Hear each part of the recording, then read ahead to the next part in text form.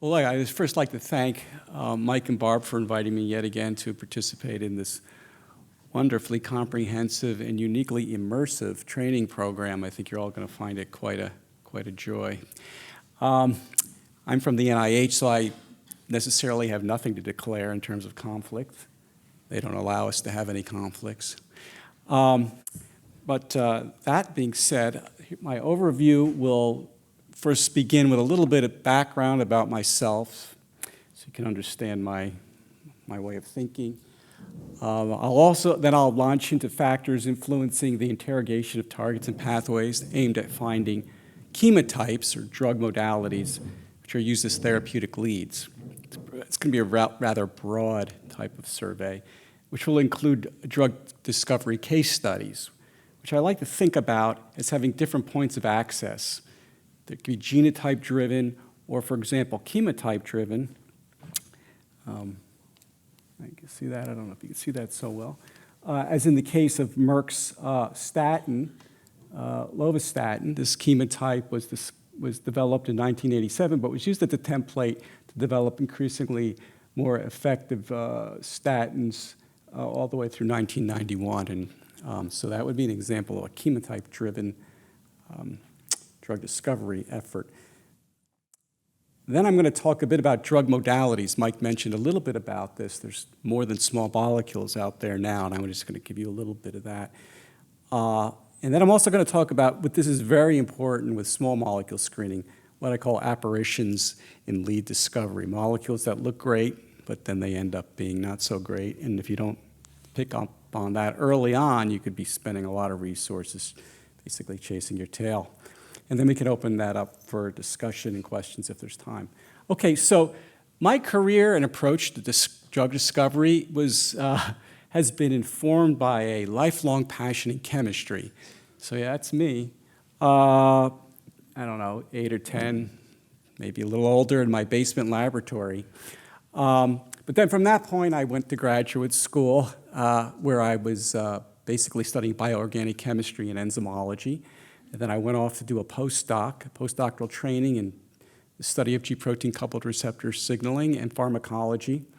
And then at that point, I departed the academic scene and went into the biotech sector and then to big pharma. That was about a decade of my life there.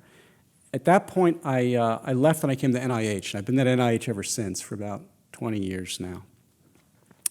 I was recruited to NIH to start the NIH Chemical Genomics Center. This was an effort by NIH to bring basically drug discovery resources, which most academics didn't have access to the academic community.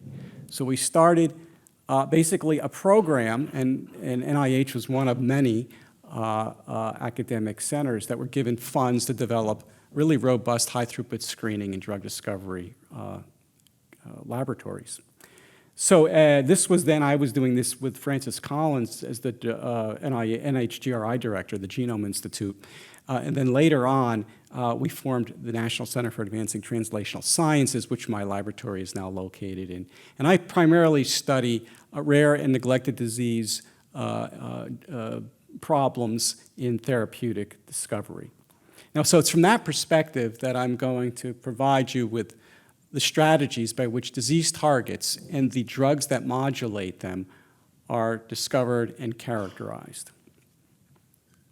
Okay, so the goal of drug discovery is to develop chemotypes or drugs or biologics, right, that alter a phenotype, as in the anxiolytic effects of diazepines. Now, the route, as Mike mentioned, to this is often circuitous. There's all different ways to get there. And it really depends on the interplay between the strategy, the extent of knowledge you have around that particular disease, and this is really critical, the state of technology, which is really racing along at a dramatic pace and affects everything we do in drug discovery. So the relationship between a chemotype and a phenotype is dependent on the site of action of that chemotype, i.e. the drug, on the genotype encoding the target. And so from this, basically, so from these interlinked domains, any of these, you can begin a drug discovery program. And it can jump from one to the other or follow a pretty consistent path.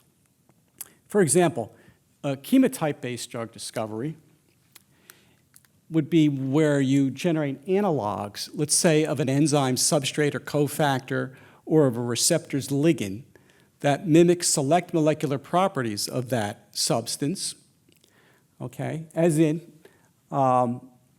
propranolol, which is an epinephrine analog, or the cancer chemotherapeutic methotrexate, which is a folate analog.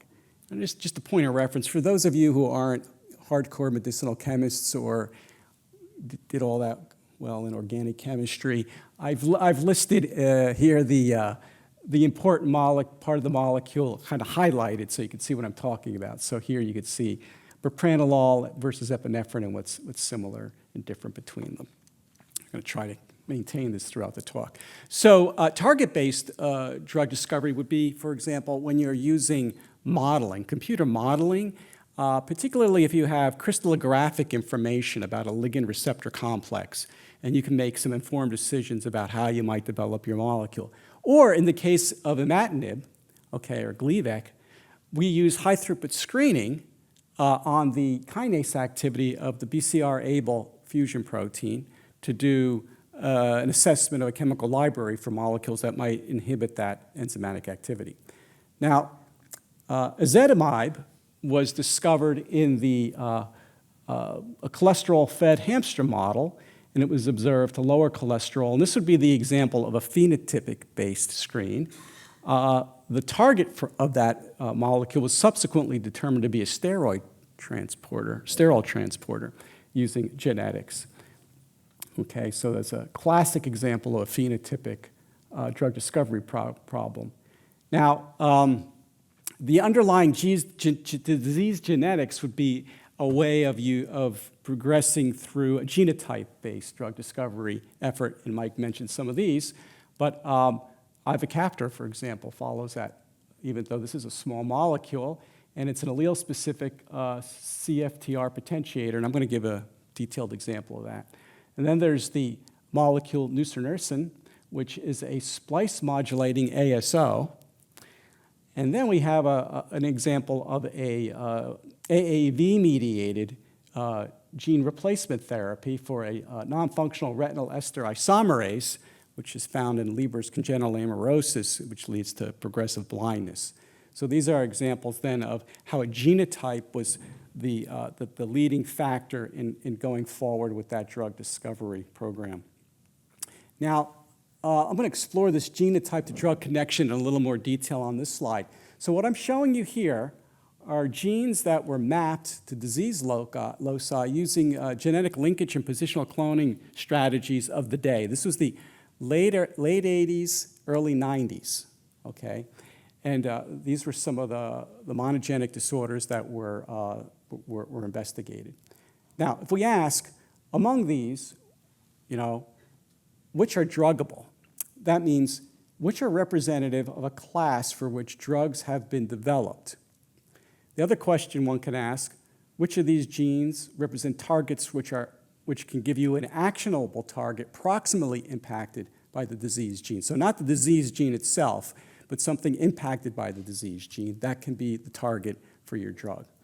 And then which of these are an unprecedented case, which we really have no way no prior knowledge of how to go about. Okay, so let's start with muscular dystrophy.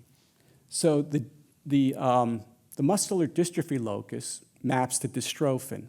Now, this is a structural protein linking the cytoskeleton to the extracellular matrix, and it's quite important in muscle integrity. And it was among the first genes identified for a genetic disorder without a biochemical defect, okay? Now, severe DMD results mostly in these out-of-frame deletions, which result in no dystrophin, okay? However, there are in-frame deletions, which lead rise to truncated dystrophins, and this provides a much milder form of the disease, for example, Becker's muscular dystrophy.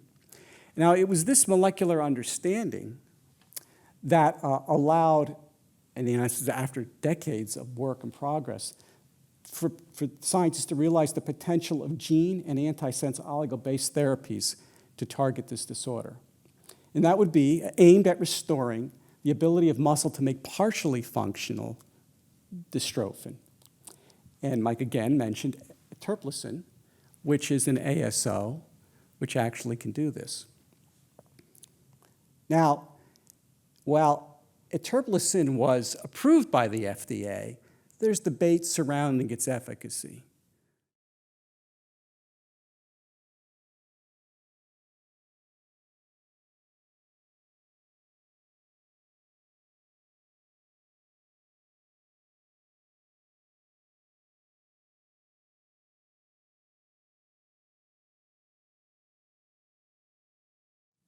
However, the exon skipping suppressing ASO, nusinersen, is unequivocal in its ability to treat SMA. And you're going to hear about this amazing story from Adrian Craner.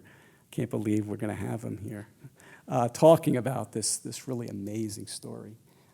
Now, the differences in the efficacy of eteplirsen and nusinersen may have something to do with the target access. And I'm sure Adrian will be talking about how nusinersen is administered, but think about what has to happen with eteplirsen getting to the muscle. However, the important thing is that nusinersen demonstrates the potential of oligos-based therapeutics in neurodegenerative diseases. So it's really a great discovery. Now, what about an actional target proximal to a gene? So here we're going to talk about Fragile X syndrome. It's the leading monogenic cause of autism. Now, the FXS was mapped, Fragile X syndrome was mapped to the FMR1 gene, which encodes an mRNA binding protein that represses mRNA translation at the synapse. And the problem with FXS is that there's this trinucleotide repeat at the FMR1 gene at the 5' end, and this causes transcriptional silencing of this enzyme. And that leads to derepression of mGluR5-mediated synaptic signaling. Okay, so again, so it's with this knowledge of how the gene is affected by this CGC repeat in transcriptional silencing that one then can look downstream of that and see that the mGluR5, which is a druggable class of proteins, could potentially be used as a treatment as a target to treat FXS. And this molecular understanding was used as the basis for mavoglurant, an mGluR5-mediated mGluR5 antagonist. Okay, so basically, though, of the cases I've just described, really only in this list, only the cystic fibrosis gene encodes a druggable target. And so I'm going to talk to you a little bit about the story of ivacaftor, which after 23 years of work led to a treatment, the first treatment for cystic fibrosis, small molecule therapy. So this was a interesting collaboration. This was a collaborative effort between the Cystic Fibrosis Foundation and the biotech Aurora, which later became Vertex Pharmaceuticals.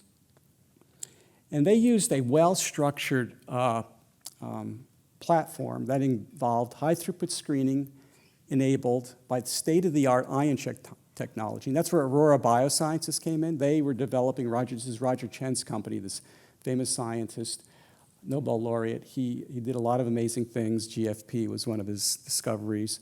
But he also started this company, Aurora Biosciences, which developed this really nice ion channel technology. So they utilized that and very physiologically germane secondary assays.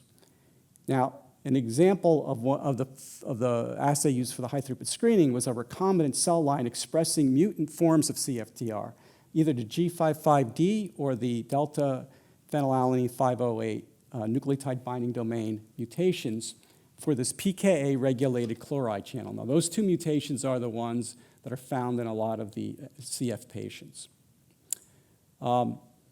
So the high-throughput screening technology worked like this. So what you needed to do is you needed to measure the electrical resistance of the biological membrane that's basically mediated by small ion currents, in this case by the CFTR, transmembrane ion chloride channel transporter.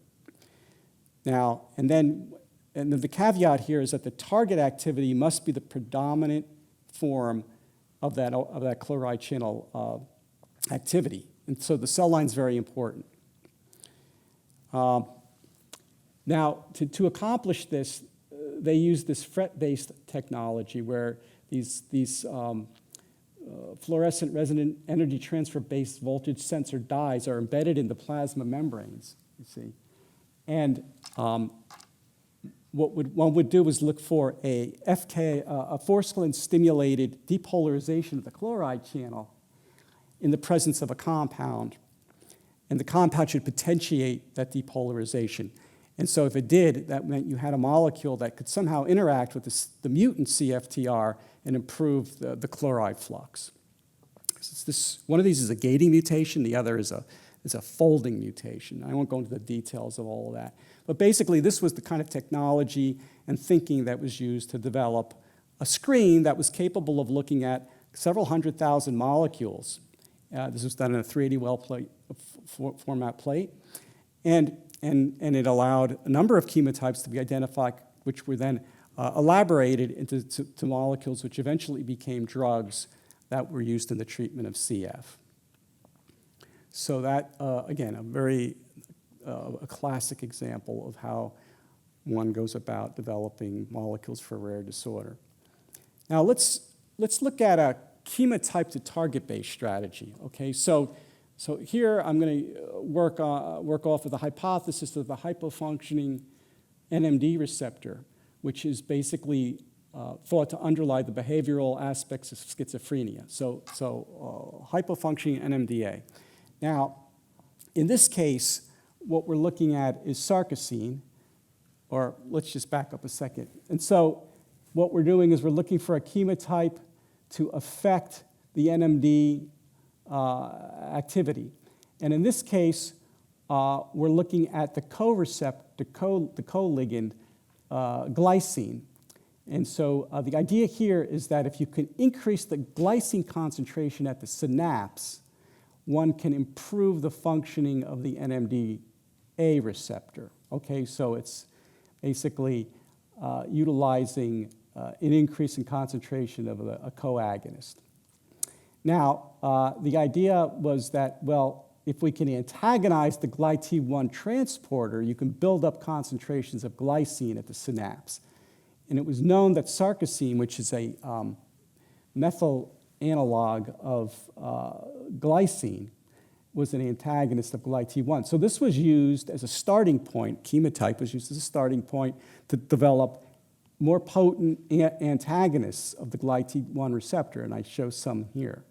Now, it turns out that these, although potent GlyT1 antagonists, are also non-selective for the GlyT1 transporter, and they also bind quite tightly to the GlyT2, and this creates non-tolerable side effects.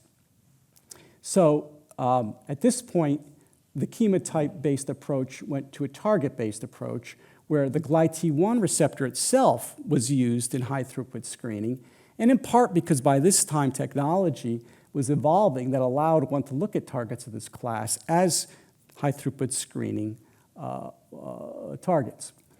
And molecules were discovered that would antagonize the GlyT1 that looked nothing like sarcosine. And I show one HTS lead here that was then elaborated to bitoperin, which was one of the antagonists developed by Roche, but I believe did not,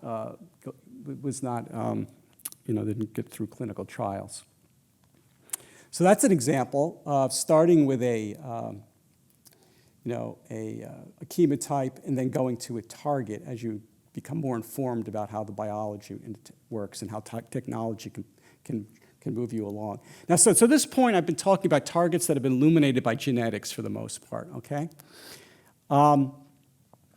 However,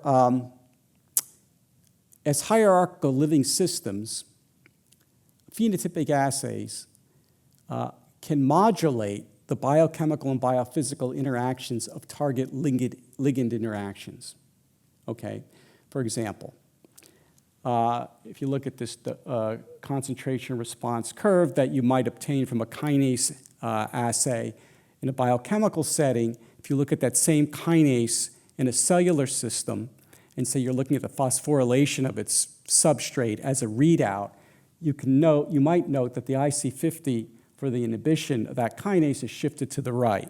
And that's because the cell has this higher level of ATP, which would compete with an ATP competitive inhibitor.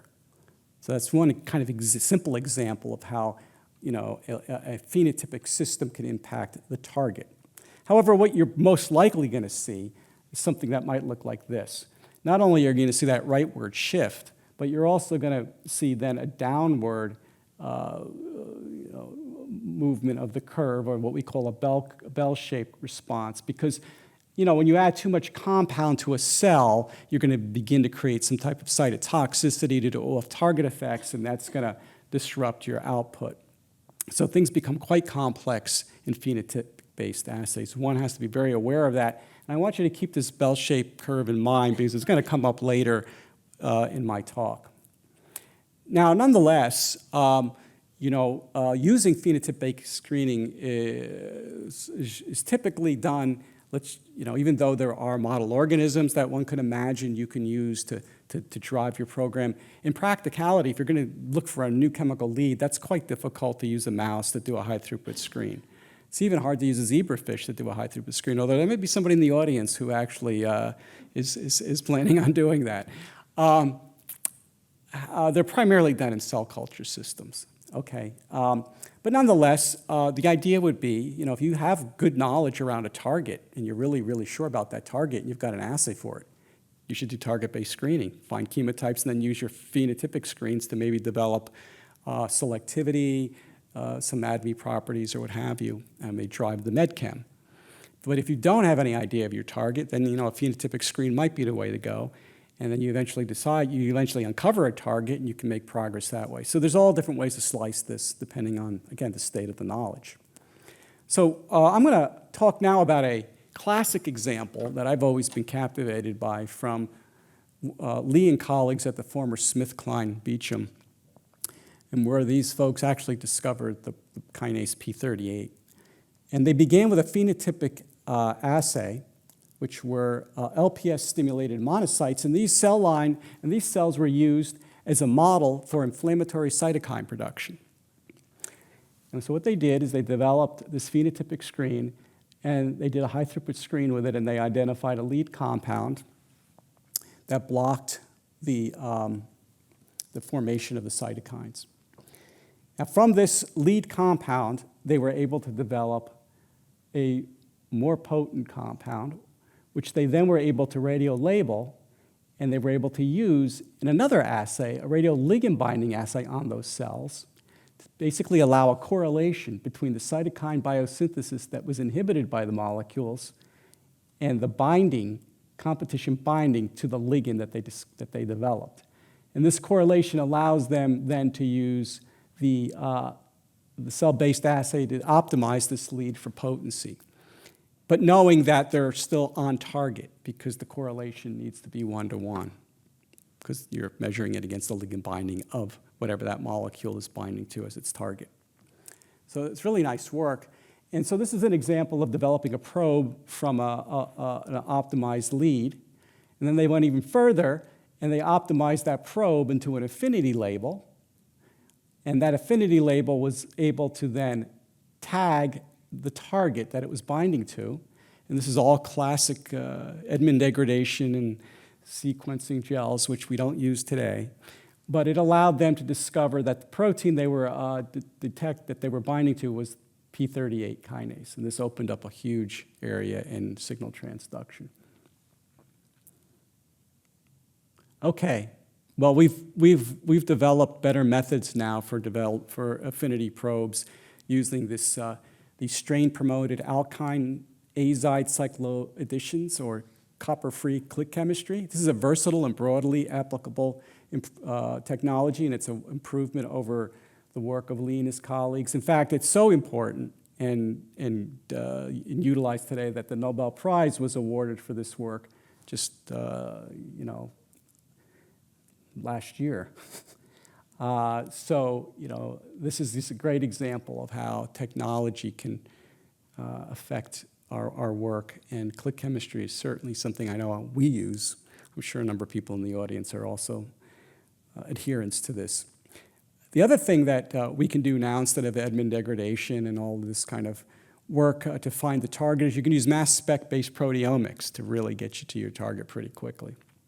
I'm not going to go into the details of this. There's many ways to do it. And you don't even need isotopic labeling these days. You can basically look at, well, let's look at that. You can look at the thermal stability of a protein, how it's affected by a ligand that binds to it. This doesn't even involve click chemistry. So this is your ligand, binds to your target, stabilizes it, because a ligand-bound target can often be thermally more stable than a ligand-free target. This concept is really important to understand. It manifests itself over and over again in drug discovery. But in this particular case, the investigators are using it to discover what the target of the venerable malarial drug, quinine, which, believe it or not, wasn't actually known until recently.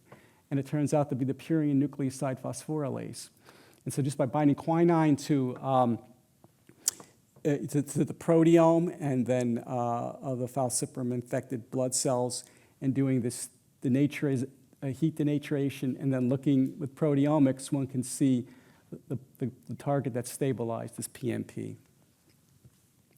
Okay, so I'm going to talk a little bit about a phenotypic to chemotype via target strategy that employs functional genomics. So targets and pathways predisposed to a disease phenotype can be uncovered using functional genomics. And I think, again, this is probably more familiar to most people in the audience, using the RNAi knockdown type strategies, or now the CRISPR-Cas9 knockout strategies. You can do this in an unbiased way across the entire genome. So, or you can do it in a somewhat limited way by looking at a particular protein class. So that's the example here I'm showing from Zach and colleagues, where they looked at the they're interested in glaucoma. And so a model for glaucoma was this neurodegeneration assay that was based on retinal ganglial cells. They were grown in a neurotrophic deficient media. So these are taken from animals. They were grown in a neurotrophic deficient media, and then they would eventually degenerate and die. And so what Zach and colleagues were trying to do were find molecules, or actually they're trying to identify targets, genes, that were responsible for this degeneration phenotype in a neurodeficient media. So they focused in on the kinome because that's a source of druggable target. Kinases can be drugged. There's many examples of kinase inhibitors. So they took the siRNAs that encoded the kinome, and they treated this model system with those. And what they looked for, again, I won't go through the details, but they looked for siRNAs. In this case, they were very stringent. There were 3 siRNAs per gene. So they looked for those genes which had all 3 siRNAs associated, and they found 2. And these were the DLK, tyrosine kinase, and the MKK7, its immediate substrate. So this target, DLK, is part of the apoptotic pathway in these neurons. And the idea being now that if you can antagonize DLK activity with a small molecule, you might be able to prevent neurodegeneration. And so we know that DLK possibly has some type of kinase inhibitor that can interact with it, and tosasertib is one of those. It's not the primary, it wasn't developed as a DLK inhibitor, but it has DLK activity. Most all kinase inhibitors have off-target activity on other kinases. And so this molecule was used to show that you can indeed prolong survival of these ganglial retinal cells in a neurotrophic deficient media in the presence of tosasertib. The other way to do this experiment, and what they did is they used kinase inhibitor library. And in that case, they did find tosasertib again, but also crizotinib and this KW compound. Now you find these different kinase inhibitors, and again, I mentioned they all have off-target activities. Well, all of them had an off-target activity, DLK1. So that made sense from the prior experiment. Okay, so what I've shown with these last couple examples are how phenotypic assays can reveal novel targets, either through genetics and chemical proteomics, as with Lee and his colleagues in the P38 example, or as I've just shown you with functional genomics and compound library profiling, Zach and colleagues. Okay, let's talk more about target-based drug discovery. Now this is a nice definition I like to use to tell you when you should for sure use your target as your primary means of drug discovery. And that is when the target is clinically validated, mechanistically and structurally elucidated, assayable, pharmacologically tractable, and functionally indistinguishable from the cellular context. So who has a target that has all of these characteristics? You do? Well, that's great. Well, then it's a tall order. But in any event, let's give you some examples of what each one of these things is talking about. Clinically validated. Well, in the context of the hypothesis that clinical validation is really when the pathology can be shown clinically by an effect of a particular protein. So in CMT1A, for example, this is Charcot-Marie tooth type 1A, in the presence of excess PMP22, this is a component of the myelin sheath, one gets this disorder, Charcot-Marie tooth disorder, and this is a peripheral neuropathy. Now, when PMP22 levels are low, you get a different disease, HNPP. And this is hereditary neuropathy with pressure palsies. And so this is very nice data that suggests that PMP22 levels are critical to one of two diseases, depending on their levels. Now, sufficient knowledge underlying the reaction and or binding interaction. Here's an example where with the HIV protease inhibitors, there was sufficient structural knowledge between the peptide binding to the protease, HIV protease, that one could develop molecules based on those peptides to make some of the first HIV treatments. Functionally indistinguishable, well, pharmacologically tractable and functionally indistinguishable would be maybe an example here, where the N-myristoyl transferase inhibition correlates with bloodstream T-bruci proliferation. So this would be a treatment for sleeping sickness. And you can see here on this correlation plot, the IC50 of the compounds being developed on the enzyme activity, the IC50, versus the T-bruci EC50, or the ability to eliminate T-bruci, the organism, causative organism. What's really neat about this correlation plot is you can see it's linear, and then it starts to kind of bend off down here. And this is a reflection of the fact that the inhibitors they were developing, around 1.8 nanomolar, they were effective at concentrations below the concentration of the target enzyme. And so that's when you basically run up against the wall and you can't measure the IC50 accurately because it's below the concentration of the target. So if you see something like that, that's pretty nice in your drug discovery effort. Okay, so the number and extent of these criteria are dependent on what is considered acceptable risk and the proportion of the overall strategy of the program. So it helps you define the path forward. Do you design your drug, or do you try to discover some entity that then can lead to the drug? So examples of design might be an ASO, an AAV. I'm going to talk a little bit about PROTACs, modifying an existing drug. That's a design type of approach. Discovery is more, well, I'm going to use a phenotypic assay, and I'm going to find something that affects the phenotype. or a target-based approach where I'm going to find a chemotype that affects the target, and then we're going to see if it works in a phenotypic assay. Now, this fellow, Dave Sweeney, looked at how drugs were developed. This is a little old now, but I just want to point to these two.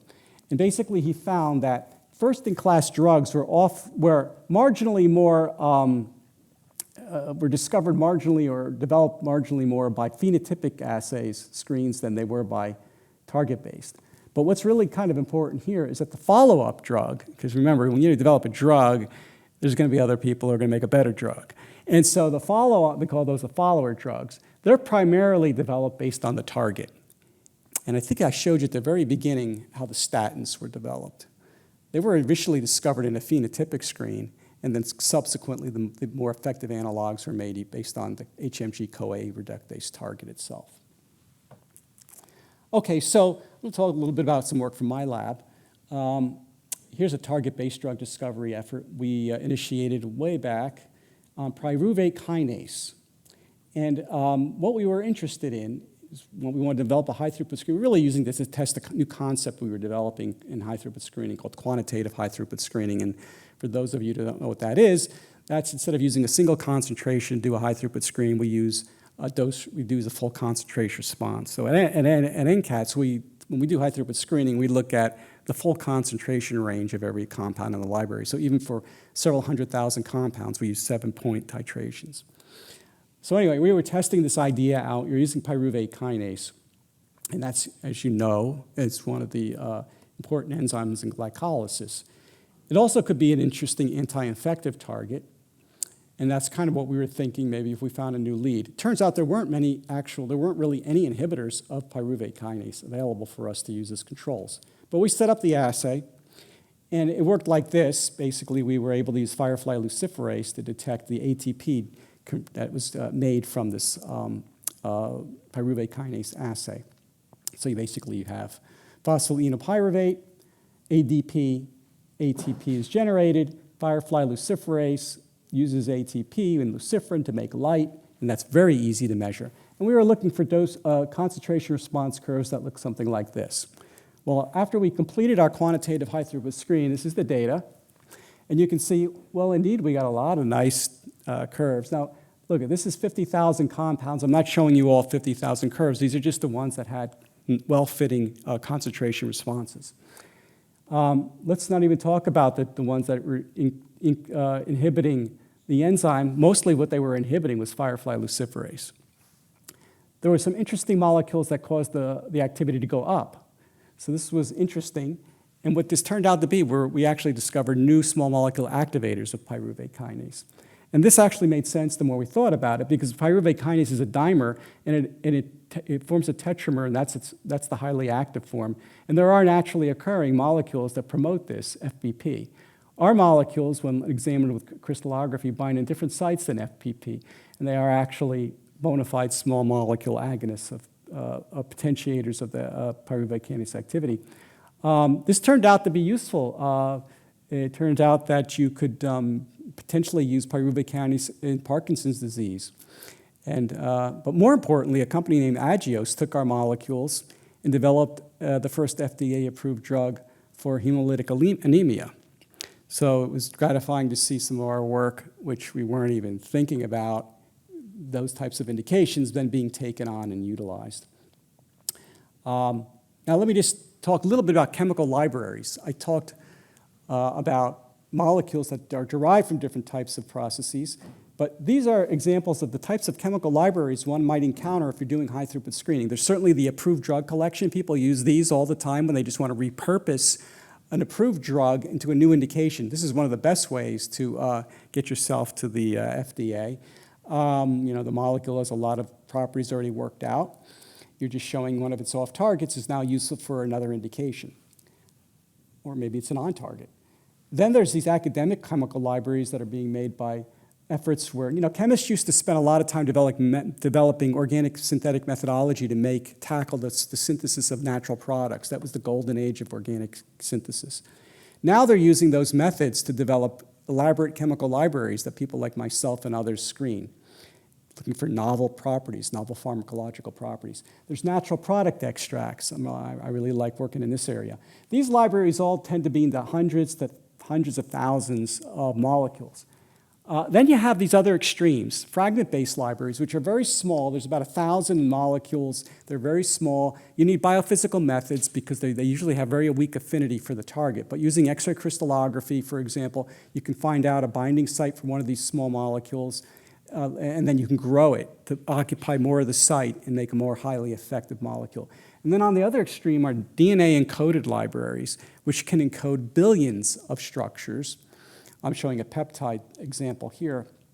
And there you find very, very high affinity, high selective molecules, high selectivity molecules. You have to use affinity selective methods to isolate these molecules. But then they don't have really any of the ADME properties you want. If they're cyclic peptides, good luck with that. But, that's on the horizon. Well, we said good luck with mRNAs, and, it got us through COVID. So it's really, in the future. So that's kind of how we think. So then down below are the drug modalities. And you're going to hear all about these during the week. Small molecules through cyclic peptides, through ASOs, cytokines, antibodies, and then AAVs are really vehicles for genes. Now, I talked a bit about if you had a compound and you wanted to elaborate it, well, there's actually utility there too. So ligands can be used as templates for novel mechanisms of action. And in this case, you can arm a ligand with a warhead, for example, and make what's known as a targeted covalent inhibitor. And this was done with Gleevec. That's a popular, that's a drug, that's a kinase inhibitor. And it has some JNK off-target activity. And what these investigators did was they put an acrylamide on the end of Gleevec, and they were able to, because the JNK has this cysteine proximal to the binding site, Gleevec, where the target of the Abl kinase doesn't, they were able to then make a covalent inhibitor through that nucleophilic cysteine onto this electrophilic acrylamide and make a covalent inhibitor for that JNK kinase. And that added a level of selectivity and certainly potency, because it's irreversible at this point, to that molecule. Now here's a case you're going to know about. Ibrutinib. Anybody know about this one? This was the first B receptor signaling tyrosine kinase inhibitor. So it was also the first, it was the first in class covalent inhibitor to the B cell tyrosine, or Burton's tyrosine kinase. What's really interesting about this is it works the same way. There's a cysteine in BTK that it inactivates or forms a covalent bond with. And this company, Pharmacyclics, developed this molecule and then was able to sell their company to AbbVie for $21 billion. Quite amazing. You could read all about it in this fascinating book that just came out. Anybody read this yet? You got to read this, especially if you're getting mixed up with biotechs. For Blood and Money, it's the story of ibrutinib, basically, and it's a real page turner. But actually, 23 years before that, there was the billion-dollar molecule. Anybody read this one? This was basically the story of Vertex before it developed ivacaftor. Another interesting book. I think all required reading for people in this year's seminar. Now, the last elaboration I'm going to just talk about here is PROTACs, because it's really, really hot right now. PROTACs are basically ligands, molecules that have been made bifunctional by virtue of attaching an E3 ligase ligand to the target molecule. So in this case, a kinase inhibitor. And then we have a linker, and then we have an E3 ligase ligand, which basically targets so this molecule binds to your kinase, this molecule binds to an E3 ligase, which then, of course, targets it to the E3 ligase complex, allowing the target, in this case, Abl kinase, which we heard about before, to be ubiquinated and then destroyed by the proteasome. This kind of molecule is actually catalytic in its activity. So think about an inhibitor just binds and inhibits, and it can dissociate. A covalent inhibitor can bind covalently. That's the end of that target. But this one binds, degrades the target, comes off, binds to another target, degrades it. And so you can have a catalytic degradation of your target. So that can be a very, very potent type molecule. And there are no approved drugs based on PROTACs, but I think we're getting probably close. Okay, now I'm just going to end with a little bit about something that's kind of near and dear to my heart. It's apparent activities in high-throughput screening. And one of the things I could do at NIH that I couldn't do anywhere else is I could say, okay, what are all these crazy activities that don't turn into drugs? Why did we find them in the first place? And my colleagues and I have written about this, and then there's this review by Thorne et al. That discusses some of this. But there's all different reasons why compounds can appear active initially and then fall off later. And sometimes it's easy to see that, and sometimes it's not. Sometimes they're just fluorescent artifacts that interfere with the signal of the assay. Sometimes they have these bizarre aggregating properties where they form colloidal aggregates, and your target will stick to them. This is Brian Schoikit's famous work. Colloidal aggregates are compounds that don't quite go into solution. They form these this is an electron micrograph showing this compound in solution. Target sticks to it and denatures. So there, a diagnostic would be if you add a little detergent to your assay, this activity, enzyme inhibitor activity goes away. But in the absence of detergent, there you have it. I want to talk more about the luciferase phenomena because luciferases, believe that they're still used heavily today in screening. And I'm sure there's some people in this audience who are actually using them in their assays. So you got to really know this stuff. Okay, so let's just take this hypothetical signaling paradigm where we've got a chemical library of 3 molecules, and there's this signaling process, and you're looking for molecules that modulate this process. And the way you're reading this in your assays, you're looking for transcription of firefly luciferase, and then you're going to throw into detection reagents and look at the light that comes out of this. Okay, straightforward, right? So let's say one molecule might actually be an antagonist or an agonist of the receptor itself. Okay, that's one.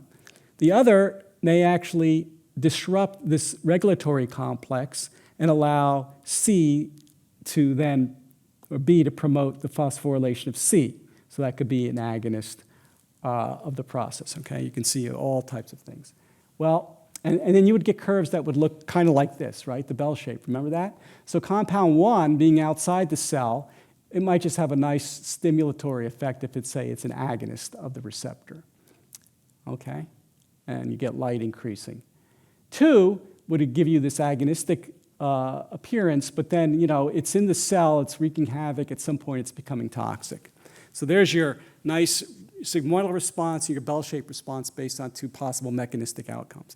Now, a third possibility is that your molecule is actually inhibiting firefly luciferase.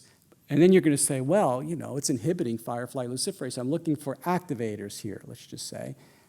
Things that go up. This will be an inhibitor, so it'll just go down. But you're not going to observe it going down. You're actually going to observe your signal going up. And the reason you're going to observe your signal going up is because what firefly luciferase does in the cell is it gets degraded. That's why you get a tremendous signal to background in these luciferase assays, because the luciferase doesn't hang around. You don't get this kind of signal to background with a GFP-based assay. But with bioluminescent assays based on an enzyme like luciferase, you can get 100-fold signal to background if you set it up right. Well, anyway, your molecule usually degrades, but here the ligand's stabilizing it. Yes, it's inhibited, but what happens is, and that would be the IC50 if you were just measuring the firefly luciferase activity. But however, when you measure the activity of firefly luciferase, you're throwing in a ton of luciferin, and that shifts the CRC to the right. Okay? And so now you have your bell-shaped curve. You have your activity because you're now competing away the inhibitor, so it's going up. But then when your inhibitor is so high that it can't be competed away by the substrate, it's going down. So you'll see a bell-shaped response in firefly luciferase assays that are gain of signal assays. So anyway, I wanted to leave you with a few quotes that I like. Of course, there's our favorite, Albert Einstein, who likes to say that a single experiment can prove him wrong, no matter how many experiments prove him right. And there's the controversy, Werner Heisenberg, but this is an important one. An expert is someone who knows some of the worst mistakes that can be made in their subject and how to deal with them. I think this is an example of the firefly luciferase. And this one I like. It's a good deal easier to resist the first step on the road to ruin than any of the 1,000 that inevitably follow. So, catch your mistakes early, basically. You might be psyched about a lead compound and it looks good in your phenotypic screen, but make sure it's for real. And then this one is really important by Elizabeth Gilbert. Stop wearing your wishbone where your backbone ought to be. And, all of this is driven by one of my heroes at NIH, Francis Collins. He basically, when he started this whole program I'm involved with, he wanted to populate the scientific literature with data on small molecules so that light bulbs toward therapies that wouldn't otherwise happen would go off. But that's not going to be useful unless those molecules in those literature are actually useful. So I think I'm going to stop there. This is just a summary slide. I think I tried to show you how all these different components of biology can come together or be used independently to do lead discovery and development. So I'll leave it there and take questions.